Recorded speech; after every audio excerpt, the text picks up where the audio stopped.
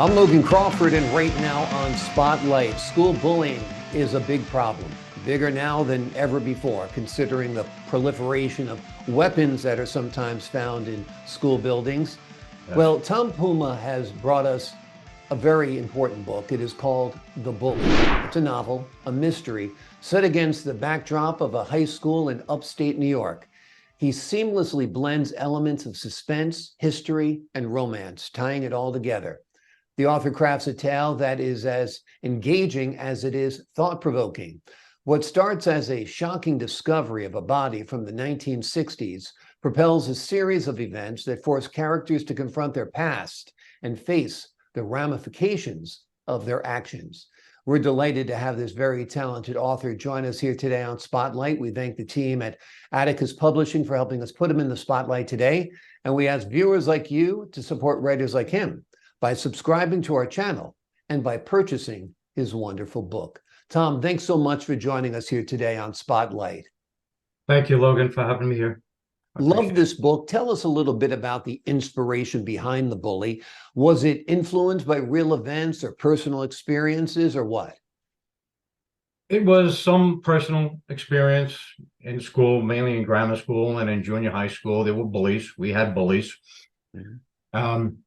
One bully that tried to bully me once didn't get far, and we both wound up in the principal's office. That's good.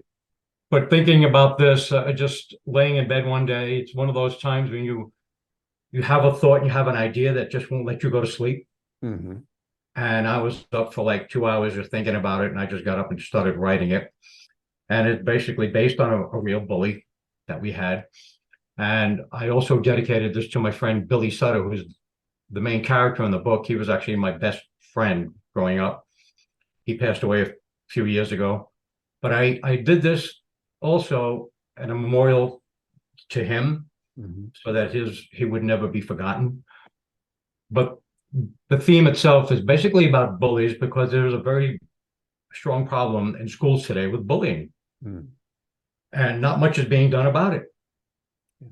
And this book sets that scene where a bully disappeared in 1969. And after he disappeared, many of the students really didn't care and didn't give him a second thought, which is, I guess, the reward for being a bully. Exactly. I remember bullies growing up. I mean, there were some kids, it was almost like a Christmas story. If you saw that kid, Scott Farkas, you were running the other way, and because you never knew what was going to happen. So I was like that kid in Christmas Story. Yeah, I jumped on him. Just pummeled him until your mom. He never bothered me again. There you go. You got to stand up to a bully, that's for sure. Now, your book combines elements of mystery, romance, and a touch of historical fiction as well. It's set in the late 1960s. Why did you choose this particular timeline for the story? And tell us about that. Well, I chose the timeline in 1969 because that's when I graduated. Mm-hmm. And I chose the whodunit part of it. I wanted to be an element of like whodunit to keep you guessing. And you don't know until the end, as you know, what happens to this. It keeps you wondering, which is what I wanted. It's also a walk down memory lane, which I really like, because when I was writing this one chapter, it took me back to my old neighborhood. Mm-hmm. Growing up, I grew up in a small town where everybody knew each other. We had our candy store where we hung out, sang doo-wop and stuff mm-hmm. together. We had, the butcher, the baker, the barber, just like these old towns, just, Hallmark movie. Yeah. That's how I grew up. And while I was actually writing this chapter, I was actually going back to the times of 1969 with all my friends growing up. And we're actually all still best friends. Yeah. All the guys and girls I grew up on the corner with, we still get together once in a while. We have reunion. We still sing doo-wop. And it's funny, when we get to these reunions, all the guys are older, grayer, and balder, and all the girls still look good. That's the inequity of life. Yeah, guys get older and women still look good. It's great. But That's a great image that you paint. I mean, I grew up in one of those neighborhoods too. I worked in the corner deli. Chet was my boss. Enzo was the barber across the street. There was the, Ronnie at the drugstore. There was the candy store across the street. That type of community, that type of setting is missing. Everything today is like a CVS and a Chipotle, and it's kind of lost its personality and its character and its meaning and its essence, don't you think? Yes, Yeah. it has. But for me, friendship, I take friendship very seriously with all my friends. That's why in all my books, and I've been writing for 40 years, I put all my friends and my family are in my books. I Mhm. make them the main characters. I give them their different characters in the book, but I use them names, just like Billy Sutter. Right. He's in it. I have his sisters are in it. They all have a part, and his wife is in it, Rose, everything. And I do that because I want to keep them alive after we're gone. And I just don't want a headstone there. I want their memories to live, just like I want my memories to live. I put my family, my grandson, my kids. The second book that just came out, my son and daughter Joe and Jessica are the main characters in that book. Wonderful. Wonderful. But it's a story of romance. Also, it's about love lost and love found again 50 years later. It's about friendships. It's about bonding in the police department where they come together and actually they form a friendship there. Hmm. How the main detective Gerald Higgins takes Johnny Wallace under his wing and they form a bond. It's and it's a book I want to send a message, which I hope it does send a message to bullies. Hmm. It's about accountability. It's knowing that one day we're going to have to give an account for our actions. Everybody, we're going to give an account either in this world or in the next. And sometimes, like in the book, fate takes a hand. Fate jumps in. Hmm. And when that happens, there's nothing you're going to do about it. Yeah. Call it karma, call it Murphy's Law, call it what you want. But sometimes it does happen, and it's our actions, we have to be careful of what we do, what we say, and how we treat people, especially in schools. Yeah. The bullying has to stop. There's no reason for it. There's no reason for it. That picking on somebody that's smaller than you, to me, you're a coward. That's it. Yeah. If you're a bully picking on somebody smaller than you, and you're gonna only do it around your buddies and the girls to show off to the girls. Yeah. There's no reason for that. Right. Absolutely. And Absolutely. And it's great that you're calling them out in this book.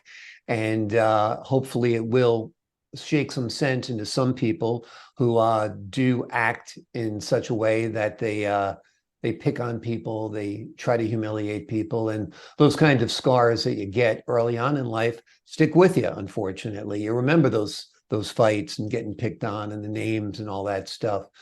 I found it interesting, the dynamic between Billy Sutter and Jackie Summers. It's a vital part of the story. Tell me a little bit of how you approach their relationship, especially with the backdrop of the mystery unfolding. Well, Billy, since he still lived there, now he's retired, he's a retired firefighter, and my friend Billy was a retired firefighter. Mm-hmm.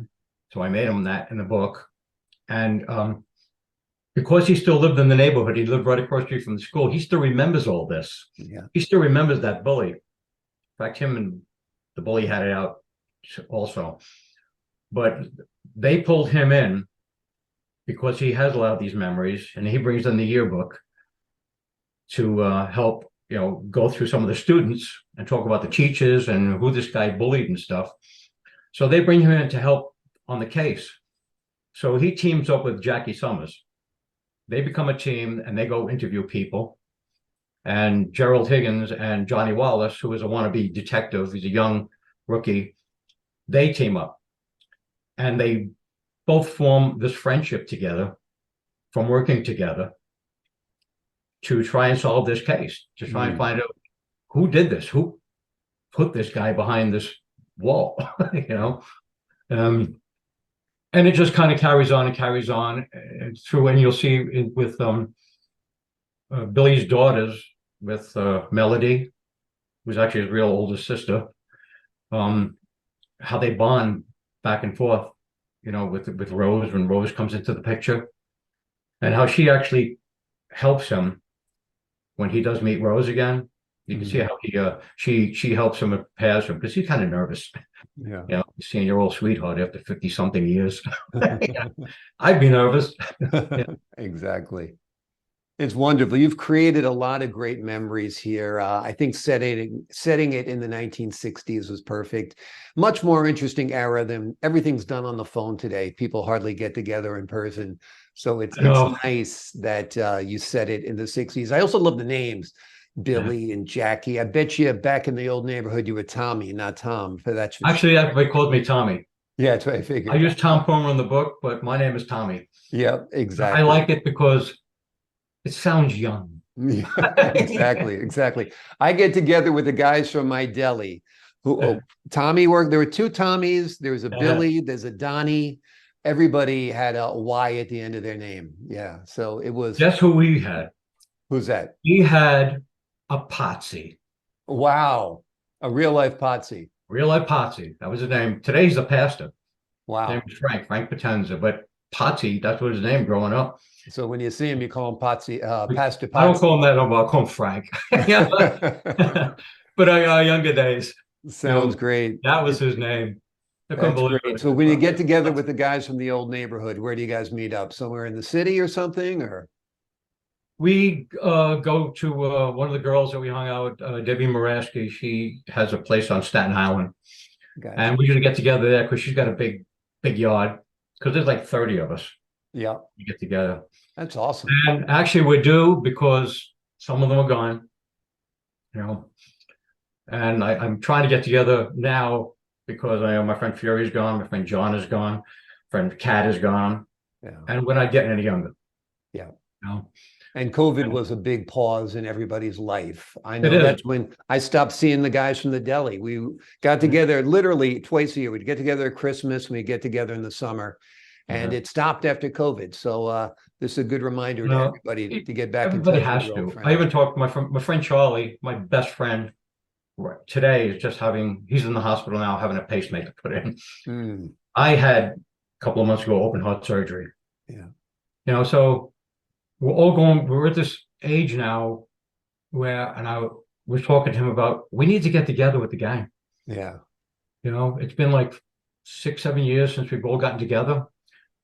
I said, well, you need to get together, you know, because time's running out, and I miss everybody. I miss my friends. I call them. We talk all the time on the phone. That's awesome. Go over memories, go over the old times, hanging out, stuff. Yeah. And they remember a lot of stuff too.